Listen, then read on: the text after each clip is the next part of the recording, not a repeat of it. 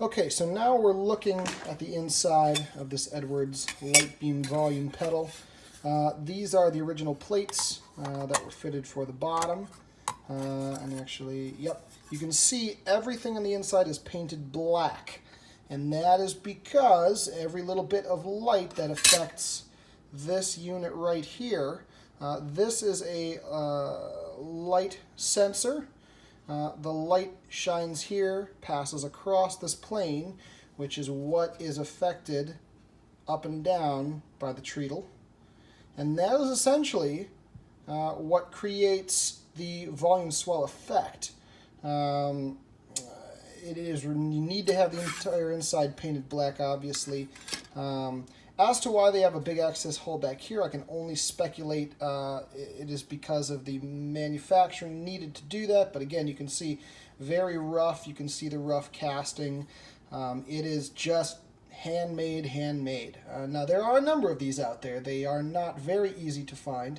Most famously, this was part of a recording setup for Pete Townsend. He was gifted an entire setup by Joe Walsh, of all people, and he used it to record a lot of the Who's mid-era catalog, and he basically used what I believe was possibly a super reverb. I don't remember the amplifier offhand, but it was essentially this volume pedal straight into that with a Gretsch, I believe a 6120, just a Chet Atkins model.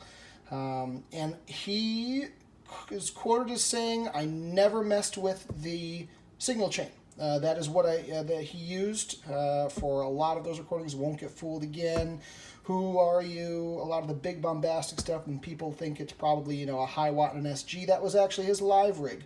Studio rig was basically the guitar straight into this guy and then straight into the amplifier. So as to whether or not this affects your tone when you plug it in, I would suspect that this has a little bit of what most people nowadays would call tone robbing, or at least adds some color or resistance to the signal path. Now, whether or not that is a good thing for you, that would be tough to say. I'm going to go ahead and plug this in. You will see on the side here, you've got your basic in and out all on one side. And then you see a little red indicator light here. And we're going to go ahead and just plug this bad boy in here. Sorry for the shaky cam, I apologize. Let me go ahead here and plug this bad boy in.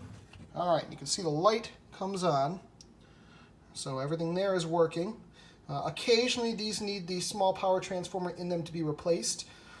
In this case, this one is working pretty well, so I don't think that's going to be anything that we would need to do. Now, you can see here, you can see the light bulb, which is this bad boy right here.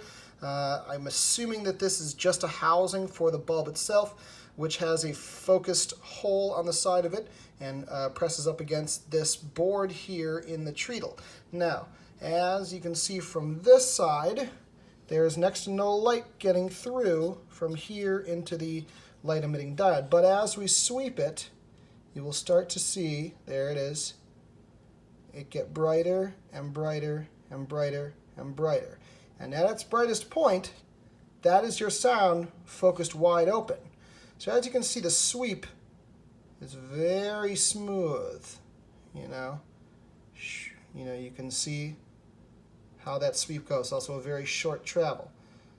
So it's a nice bit of kit. If nothing else, it is awfully well built. I mean, there is next to no, you could probably run this over with a truck, and I am not joking.